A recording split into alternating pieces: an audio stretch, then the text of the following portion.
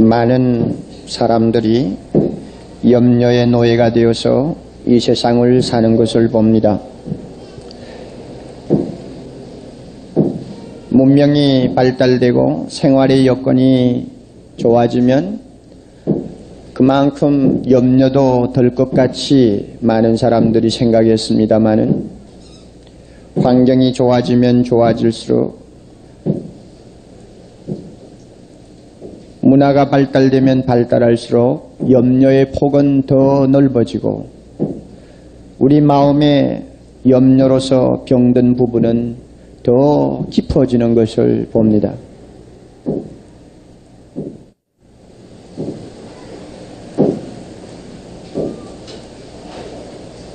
우리가 오늘 읽은 본문에 보면 염려라는 말이 6번이 나옵니다.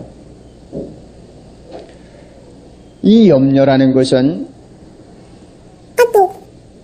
두 가지 특이한 성격을 가지고 있는데 하나는 필요하지 않다는 것입니다. 불필요한 것이라는 특별한 성격을 갖고 있습니다. 염려는 필요가 없는 것입니다.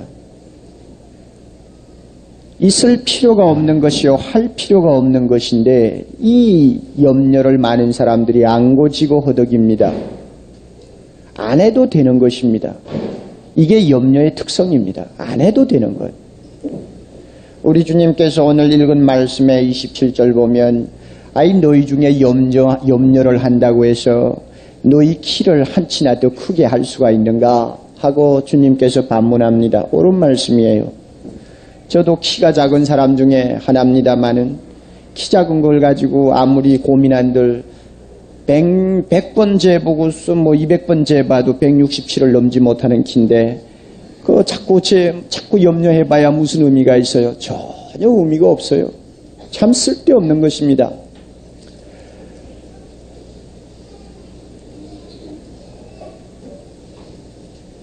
아서 랭크라고 하는 사람이 사업을 하는 분인데 너무나 많은 염려 때문에 시달리고 있었습니다. 자나 깨나 그저 사업 걱정, 여러 가지 앞날에 대한 불안 이런 것들이 마음을 꽉 누르고 있어서 도대체 어떻게 할 줄을 모르고 시달렸습니다. 이렇게 시달리다가 한 번은 문득 지나가는 생각에 이런 생각이 났습니다. 내가 일주일 동안 내내 염려를 해서는 내가 살아나지를 못할 테니까 7일 중에 하루만 염려를 하는 날로 정하자. 하루만 염려하는 날로 정하자. 이래서 어느 날을 택했느냐 하면은 수요일을 염려하는 날로 택했습니다. 그래서 Wednesday Worry Box라고 해가지고 수요일 염려 상자라고 하는 상자를 하나 만들어 놓고는 일주일 동안 염려거리가 생길 때마다 메모지에다가 염려거리 이름을 쓰고 내용을 써서 그 상자 안에다가 다 집어넣습니다. 그래서 수요일날 한꺼번에 다 하려고 말이죠. 하나하나 집어넣고 있습니다. 조금 나아지는 것 같았어요. 그래서 수요일 날이 되어서 이제 오늘은 염려하는 날이구나 생각하고 박스를 이제 앞에다가 떠놓고 개봉을 했습니다. 그 다음에 이제 써놓은 거 하나하나 뽑아내면서 이제 염려를 하기 시작합니다. 한참 메모지를 이리 뒤척이고 저리 뒤척이면서 염려거리를 하나하나 정리를 하고 있는데 한 가지 놀라운 거 발견했어요. 분명히 이 메모지를 써놓을 때는 큰 염려거리라고 생각을 하고 써놓았는데 며칠이 지난 사이에 하자는 것이 되었다는 사실입니다. 전혀 염려도 할 필요 없는 것을 염려하고 있었다는 것을 알게 되었습니다. 수요일 날까지 기다릴 필요가 없이 다 해결되는 것도 있었고 또한 시간이 지나고 또 여러 가지 사태가 진전됨에 따라서 한때 큰 염려거리가 되었던 것이 지금은 아무것도 아니라는 것도 발견하게 되었습니다. 이래서 그 사람은 그런 기질을 가지고 자기가 염려에서 어느 정도 벗어날 수 있었다 하는 말을 한 것을 보았습니다. 그저 결론은 한 가지입니다. 염려는 할 필요가 없는 것입니다. 도대체 필요가 없는 것, 안 해도 되는 것입니다. 여러분, 우리가 27절 보면 거기 너희 중에 누가 염려함으로 그 키를 한 자나 더할 수 있느냐? 이때 이 키 옆에 2라고 하는 숫자가 붙어 있죠. 이 성경을 좀 보세요. 보시면 그 키 옆에 2라고 하는 숫자가 붙어 있는데 그 숫자를 따라서 제일 아래쪽에 푸트노트를 한번 보세요. 각주를 한번 보시라고요. 그러면은 2라고 하는 옆에 혹 무엇이라고 했습니까? 목숨을 하는 말이 있습니다. 이 말은 뭐냐면 이 본문이 두 가지 의미로 쓰일 수 있다는 것입니다. 하나는 염려한다고 키를 한치나 더 자라게 할 수 있느냐? 안 된다 하는 말이고, 꼭 같은 의미인데 또 바꾸어서 다른 뜻으로 해석할 수 있는데, 그것은 내가 염려한다고 내 목숨을 1시간이나 연장할 수 있느냐? 그 말입니다. 염려한다고 해서 내 목숨을 1분이라도 또 연장할 수 있다면 염려하는 전문가를 불러놓고 염려하는 과목을 좀 배웠으면 좋겠어요. 그러나 우리가 이미 잘 아는 바와 같이 염려한다고 내 생명이 길어지는 것도 아닙니다. 쓸모가 없는 것입니다. 그런데 많은 사람이 쓸데없는 이 염려 때문에 인생을 너무나 어둡게 살아가고 있는 것을 봅니다. 염려는 또 하나 특성을 가지고 있습니다. 그것은 해로운 것이라는 것입니다. 해롭습니다. 악하다고 말하기는 어려울지 모르지만 해로운 것입니다. 왜 해로우냐? 사람을 무력하게 만듭니다. 그래서 어떤 심리학자는 이 염려를 일컬어서 느린 형태의 자살이라고 하는 표현을 했습니다. 느리게 서서히 사람을 죽이는 자살 행위가 염려라는 뜻입니다. 그래서 염려가 너무 지나쳐서 건강을 해친 사람, 염려가 지나쳐서 생명을 단축한 사람들이 우리 주변에도 많고 또 의학상으로 발표된 사례도 많이 있습니다. 우리가 그것을 일일이 들고 나올 필요가 없어요. 이미 상식이 되어 있기 때문입니다. 서서히 자신을 해치는 것이 이 염려입니다.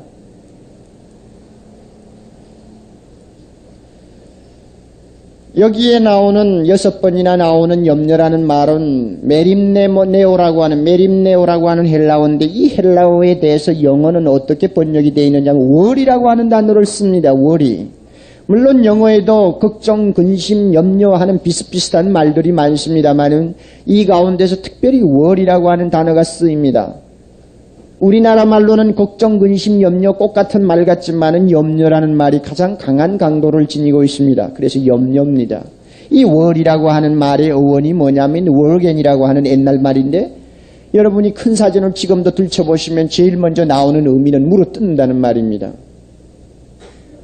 고양이가 쥐를 물어뜯는 것입니다. 아니면은 짐승이 목에다가 이빨로 목을 꽉 물고는 질식해서 죽인다는 뜻입니다.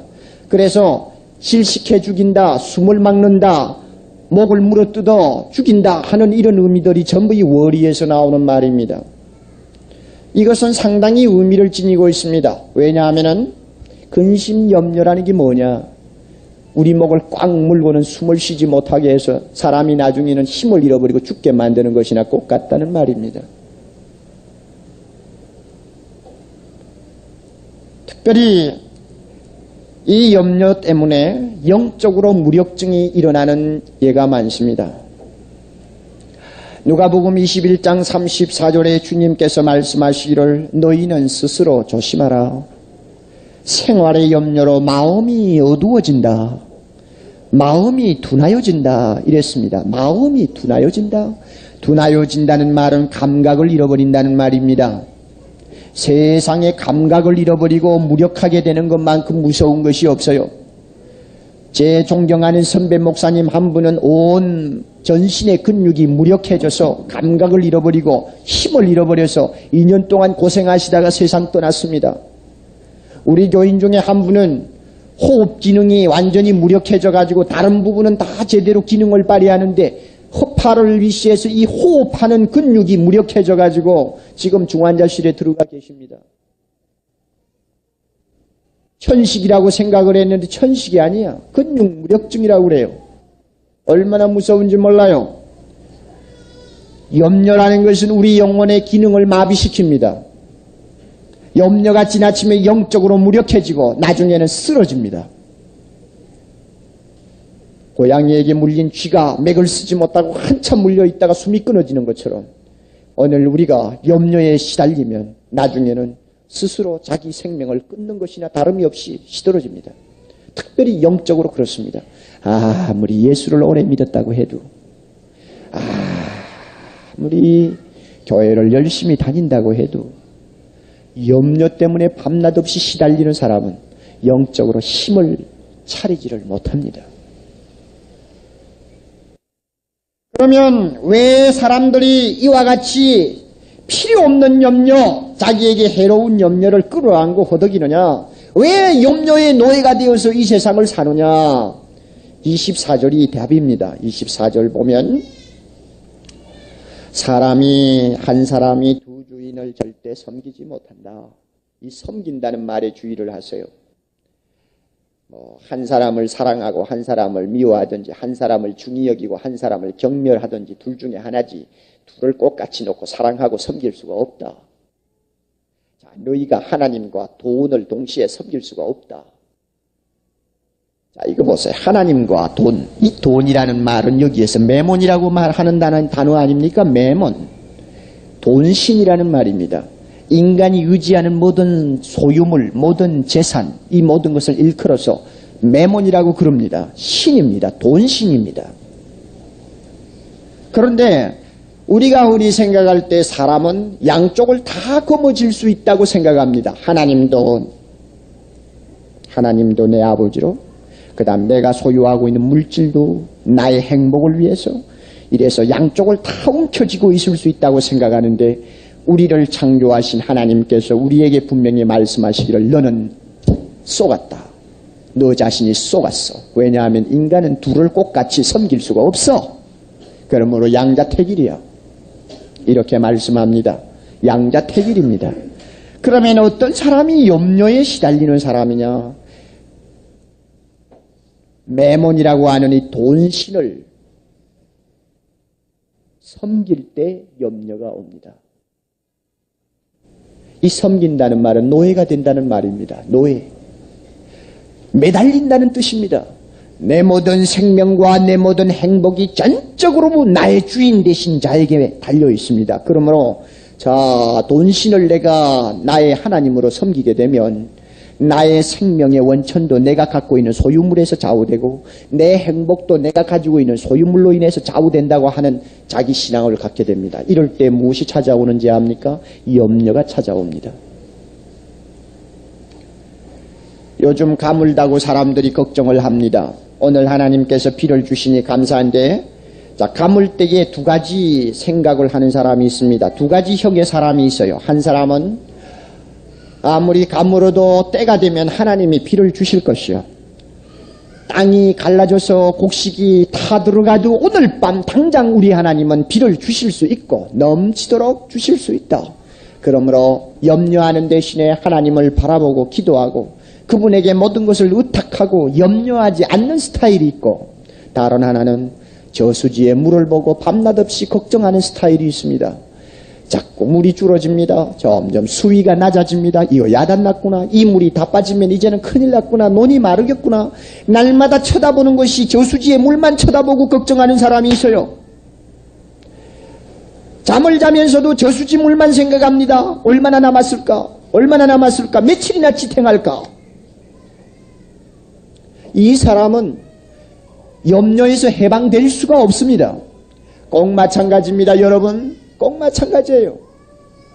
내가 가지고 있는 소유물, 내가 의지하고 있는 이 소유물에다가 나의 생명과 나의 행복이 전부 달려있다고 믿는 사람은 밤낮 없이 그것 때문에 마음에 무거운 염려가 짓눌려 옵니다.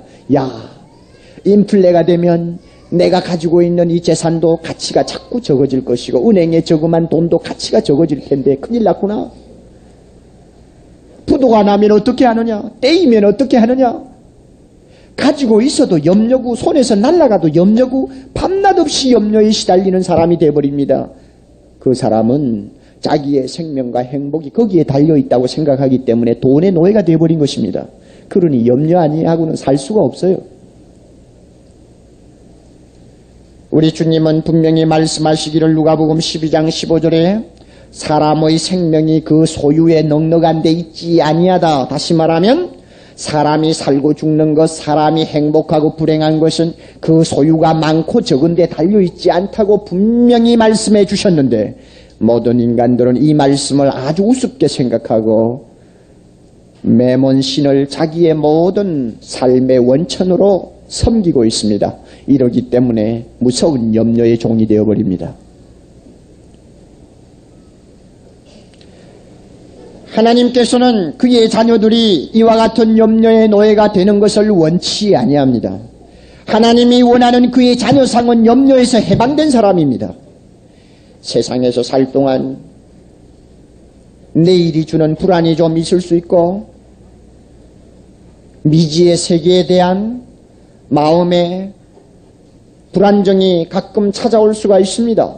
그러나 하나님의 자녀의 한 가지 중요한 특징은 염려에서 해방되었다는 것입니다. 예수님이 우리를 위하여 십자가에 죽으실 때 그 고귀한 생명을 나를 위하여 바쳐주실 때 우리로 하여금 염려에서 해방되어 하나님만을 섬기며 하나님이 주시는 은혜 안에서 살도록 하기 위해 죽으셨지, 이 세상에 살 동안 염려 때문에 밤낮 없이 시달리는 가련한 존재 되도록 하기 위하여 주님께서 십자가에서 죽지 아니하셨습니다. 성도는 어떤 사람입니까? 나의 생명과 행복의 원천이 하나님에게 있다고 생각하는 사람입니다. 그대로 믿는 사람입니다. 이것이 하나님만을 섬기는 자세입니다. 내 생명과 내 행복의 원천, 이것은 하나님이지 내가 소유하고 있는 물질이 아니라고 하는 분명한 신앙을 가지고 사는 사람입니다. 그러므로 이와 같은 믿음을 가진 사람은 염려에서 해방됩니다. 세상 사람들이 우리를 볼 때 자기들하고 차이가 없다고 생각할지 모릅니다. 그러나 굉장한 차이가 있습니다. 두 사람을 따라가는 개가 누구의 개인지를 전혀 우리는 알 수가 없습니다. 두 사람을 따라가는 개가 누구에게 속한 개인지 몰라요. 주인이 누군지 몰라요. 그러나 길이 갈라지고 두 사람이 양길로 서로 나누어지기 시작하면 개는 분명히 주인을 따라갑니다. 누구 개인지를 알아요. 세상이 평안하고 염려가 없을 때는 신자 불신자 구별하기가 어렵지만 염려거리가 많이 오고 이 세상에 불안한 일들이 막 속출하고 정치적으로 경제적으로 여러 가지 모든 사태가 안정이 되지 못해서 많은 사람이 밤낮 없이 걱정하고 있을 때 비로소 신자가 어떤 사람인가 표가 납니다. 하나님만을 섬기는 사람, 하나님이 나의 생명의 원천이요 그가 나의 행복의 열쇠를 쥐고 계시는 분이라는 것을 분명히 믿는 사람은 그때 표가 납니다. 위기 앞에서 표가 납니다. 어떤 표를 냅니까? 염려하지 아니하는 표를 냅니다. 하나님은 우리가 이런 사람 되기를 원하는 것입니다. 그래서 오늘 우리 읽은 본문에도 염려는 이방 사람이 하는 것이라고 했어요. 하나님의 자녀는 하는 것이 아니라고 했습니다. 그런데 참 묘한 것이 하나 있어요. 25절 말이죠. 그러므로라고 하는 의미가 뭐예요?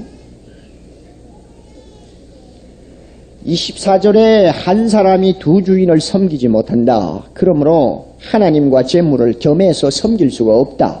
그러므로 너희는 염려하지 말라. 그 이하의 전부는 염려하지 말라는 것입니다. 이상하지 않아요? 두 주인을 섬길 수 없다고 분명히 주님께서 말씀하신 다음에 그러므로 너희는 염려하지 말라. 무언가 논리가 중간에서 이상하게 혼란이 일어나는 것 같습니다. 그러나 여기에 굉장한 진리가 있어요. 지금 이 말씀을 주님께서 하실 때 앞에 앉아있는 자들은 예수님의 제자들입니다. 자, 이봐라. 사람이 두 주인을 섬기지는 못해. 하나를 미워하든지 하나를 안 미워하든지 두 주인을 섬기지 못해. 너희들이 하나님하고 돈하고 같이 섬기지 못해. 그러면 너희들은 어떤 사람이냐? 너희들은 나의 제자가 아니냐? 그러므로 이제 너희들은 하나님을 너희들의 생명과 행복의 원천으로 믿고 사는 자가 아니냐? 그러니 염려하지 말라. 이 말입니다. 벌써 하나님의 자녀가 되었다는 사실을 기정화시켜놓고 그러므로가 나오는 것입니다. 우리에게도 꼭 마찬가지입니다. 우리가 이 말씀을 읽을 때 주여 두 주인을 섬기지 못하지요. 맞습니다. 절대 안 되지요. 그러면 나는 이제 예수 믿고 하나님이 나의 생명과 나의 행복의 원천이라고 나는 믿습니다. 그러므로 이미 나는 완전히 하나님 편에 선택된 사람입니다. 그러니 염려하지 아니할 수가 있습니다 하고 고백할 수 있도록 만드는 것이 바로 이 그러므로입니다. 그러므로 우리 하나님은 풍성합니다. 바울도 험악한 세상을 주님 위해서 살다가 빌립보 교인들에게 이런 자신 있는 간증을 한마디 했습니다. 나의 하나님이 그리스도 예수 안에서 영광 가운데 그 풍성한 대로 너희 모든 것을 채우시리라. 나의 하나님이 우리의 부족한 것 채워주신다. 이때 우리 하나님이라고 하지 않고 나의 하나님이라고 한 것은 고백적이요 체험적입니다. 우리 하나님은 사랑이 풍성합니다. 능력이 풍성합니다. 지혜가 풍성합니다. 온 우주의 것이 아버지의 것입니다. 그러므로 그를 의지하고 그분만을 섬기기를 바라는 자에게 우리 하나님은 풍성하게 주십니다. 여러분, 하나님을 제한하지 마십시오. 하나님을 제한하지 마십시오. 하나님은 무한합니다. 하나님은 자기 자녀들에게 너그러우시되 끝이 없이 너그러우십니다. 로마서 8장 32절에 자기 아들을 아끼지 아니하시고 우리 모든 사람을 위해 내어주신 하나님이 어찌 그 아들과 함께 모든 것을 남김없이 필요할 때마다 우리를 위해 주시지 않겠느냐고 분명히 주님께서 반문하셨는데 우리 하나님은 너그러우신 분입니다. 이 하나님을 선택하는 자는 염려에서 해방됩니다. 윌버스 체프맨이라고 하는 분이 쓴 글에 이런 예화가 하나 있습니다. 이 체프맨 박사가 실화를 쓴 것인지 아니면은 생각을 해서 만들어낸 이야기인지는 모르지만 우리가 흔히 많이 듣는 이야기입니다. 어떤 거지가 길을 가다가 노신사 한 사람을 붙들고 구걸을 했습니다. 선생님, 10센트만 나에게 동정해 주십시오. 10센트만 주세요. 그리고는 좀 느낌이 이상해가지고 서서히 얼굴을 들고 그 노신사를 쳐다보았는데 깜짝 놀랐습니다. 그 노신사는 자기 아버지였습니다. 너무 놀래가지고 뒷걸음을 쳤습니다. 그때야 아버지도 자기 아들인 줄을 알아보았습니다. 아니, 내가 드디어 오늘 여기에 있었구나. 나는 너를 18년 동안 찾아다녔는데 오늘 드디어 발견했구나. 너 나에게 10센트를 달라고? 아니야 이놈아. 내가 가진 것은 전부 내 것이야. 내가 가진 것 전부를 내게 주기 위해 내가 18년 동안을 찾아다녔어. 왜 나에게 10센트만을 달라고 하느냐 하면서 아들의 목에 팔을 얹고 너무나 감격한 아버지가 자기 아들을 그대로 데리고 집으로 갔다고 합니다. 오늘 우리가 하나님의 자녀가 되어 하나님을 바라볼 때 하나님께서 우리를 보시는 눈이 꼭 같습니다. 야, 10센트? 천만에. 나는 온 우주를 다 가진, 모든 것을 가진 창조자야. 왜 10센트만 주겠느냐? 내가 가진 것은 다 내 것이야. 하나님은 부여하십니다. 문제는 우리에게 마음속에 두 주인을 섬기고 있다는 것입니다. 교회에 와서는 하나님만이 나의 모든 생명의 근원이요 행복의 근원이라고 생각하고 믿고 입으로 주여 주여 합니다마는 교회 밖에만 나가고 나면 이상하게 하나님보다도 내가 가지고 있는 물질, 내가 가지고 있는 소유에 더 마음을 씁니다. 더 내 마음에 애착을 갖고 있습니다. 모든 행복이 거기에 달려있는 줄 압니다. 하나님은 우리가 그런 사람 되기를 원치 아니합니다. 하나님만을 나의 생명의 원천으로 믿는 자, 나의 행복의 원천으로 믿는 자, 그는 두 가지 지식이 있습니다. 확고한 지식이 있습니다. 그것은 하나님은 창조자이기 때문에 자기가 만든 모든 생물을 책임지고 기르신다 하는 지식입니다. 오늘 우리 26절 끝에 보면 자, 참새도 너희 천부께서 기르시나니 그랬죠? 온 우주에 있는 생명체 전부를 하나님이 기르십니다. 하나님이 이 땅 위에 내어보낸 생명이기 때문에, 하나님이 창조하신 생명이기 때문에 하나님이 그 생명을 책임지고 키우십니다. 우리는 이것을 압니다. 참새 한 마리도 백합화 한 송이도 하나님이 키우십니다. 종교개혁자 루터가 자기에게 가장 위대한 설교자는 자기 거실의 새장 속에 갇혀있는 로빈세라고 한 말을 했습니다. 왜 로빈세가 위대한 종교개혁자 루터의 위대한 설교자였느냐? 저녁이 오면 식사를 마친 루터는 손바닥에다가 먹던 빵 조각들 그 다음에 모이들을 가득히 담아가지고는 새장 앞으로 갑니다. 새는 항상 그 시간이 되면 루터가 먹이를 들고 나타나기를 기다립니다. 루터가 앞으로 다가오면 좋아서 앞쪽으로 날라서 장대 앞에 앉습니다. 루터가 먹이를 넣어줍니다. 하나하나 넣어주면 이놈은 좋아서 정신없이 먹어댑니다. 한참 먹고 나면 배가 부릅니다. 배가 부르면 다시 자기가 앉아있던 쪽으로 돌아갑니다. 그 다음에 루터는 가만히 로빈새가 하는 꼴을 봅니다. 많이 먹고 마시고 배가 불렀습니다. 고개를 쳐들고 아름다운 목소리로 하나님을 찬양합니다. 하나님, 먹을 것 주셨으니 감사합니다. 한참 지저귀고 노래하다가 어느새 머리를 날개 쪽지에 쳐박고는 깊이 잠이 들어버립니다. 루터가 그것을 보고 그렇다. 하나님은 모든 것을 먹이시고 입히신다. 내 앞에 염려 걱정거리 많지만은 내보다 못한 저놈의 새도 염려하지 않고 저렇게 깊이 잠이 드는데 내가 왜 잠을 못 자고 허덕여? 나는 새보다도 훨씬 귀한 존재야 하고는 돌아가서 염려에서 해방된 채 깊이 잠들 수가 있었다고 합니다. 여러분, 우리에게 두 번째 지식이 있습니다.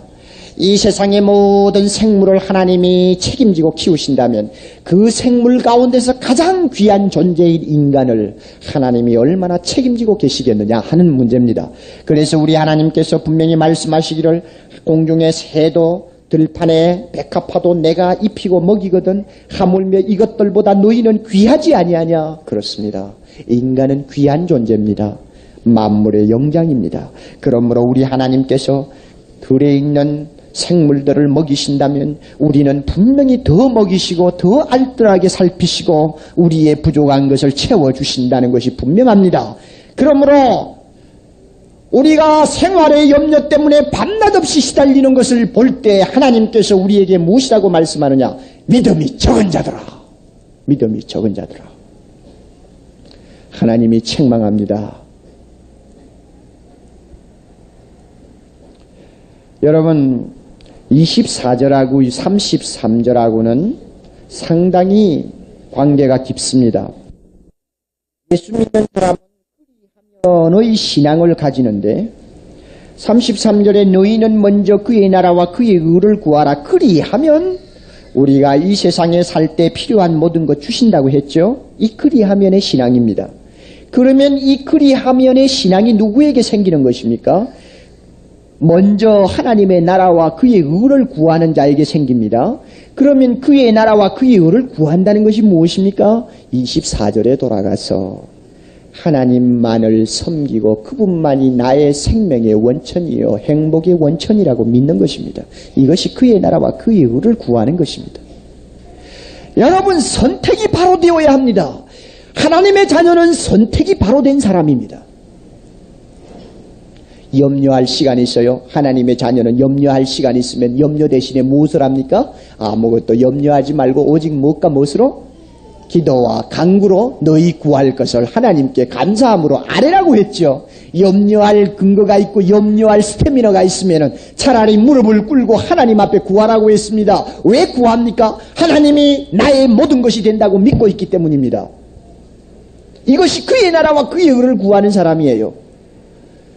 하나님을 나의 삶의 중심에 모시고 그분이 나의 모든 것을 책임지고 계신다고 믿는 믿음, 이것이 그의 나라와 그의 의를 구하는 사람입니다.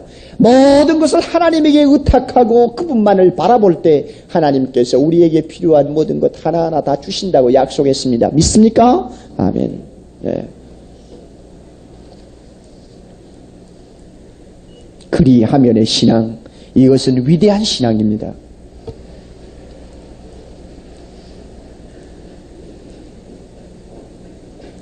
여러분 가운데서 교회 건축 헌금 때문에 염려하고 밤낮 없이 시달리는 분이 계실까요?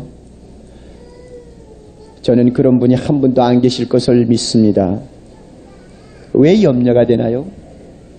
돈 한 2, 300만 원 내는 것이 왜 그렇게 염려가 되나요? 헌금은 믿음으로 하는 것이지 돈 가지고 하는 거 아니에요. 하나님, 나에게 있는 것 이거 바쳐도 내 생명과 내 행복이 이 2, 300만 원에 달려있는 것이 아니고 오직 하나님에게 모든 것이 달려있으니까 이것은 있어도 그만, 없어도 그만입니다. 필요할 때는 하나님이 언제든지 주시죠. 그러니까 필요할 때는 또 보람이 있다고 생각하는 일에는 나는 서슴지 않고 믿음으로 바치겠습니다. 왜 염려가 생깁니까? 만약에 돈이 없어요? 돈이 없어서 염려스럽습니까? 바치고 싶은데 돈이 없어요? 참 좋은 염려입니다. 이럴 때는 염려하지 마세요. 왜냐하면 모든 것을 주시는 분이 계세요. 하나님 앞에 주여 내가 꼭 헌금하고 싶은데 돈이 없어요. 주세요. 어떤 방향으로도 나에게 주세요. 왜 그 기도 못합니까? 하나님이 분명히 그 풍성한 대로 우리의 쓸 것을 다 채워주시고 우리에게 필요한 것 다 공급해 주신다는데 왜 염려합니까? 염려하는 이유가 있어요. 내 손에 있는 돈에 내 마음이 집착되어 있기 때문입니다. 이것이 없으면 내 행복이 그만큼 없어진다고 생각합니다. 내 생활이 그만큼 불안해진다고 생각합니다. 이런 사람이 염려하는 사람입니다. 저는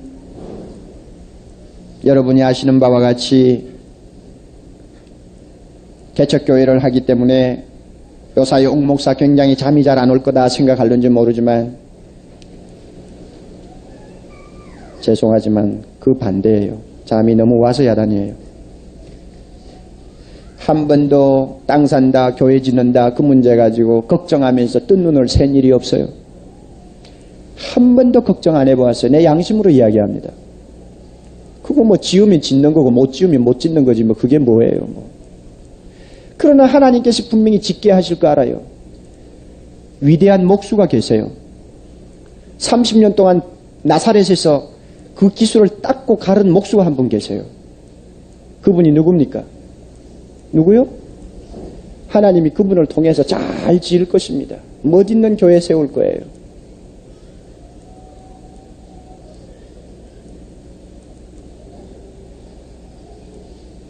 왜 걱정합니까? 걱정할 필요가 없어요.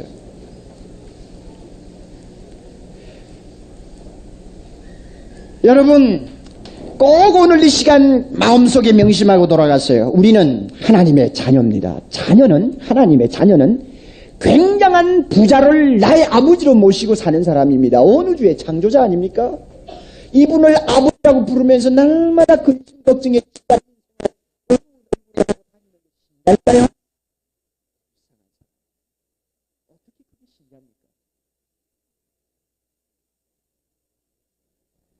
하나님의 자녀는 그렇지 않습니다. 항상 얼굴이 환하게 밝을 수 있습니다. 이웃 사람들이 볼 때 항상 패기가 넘칠 수 있습니다. 여러분, 옥 목사가 나이 40대 중반에 들어가도 30대라고 보는 사람이 많아요. 그 비결을 아시나요? 그 비결을 만약에 묻는다면 한마디 하죠. 저는 염려를 안 하는 사람입니다.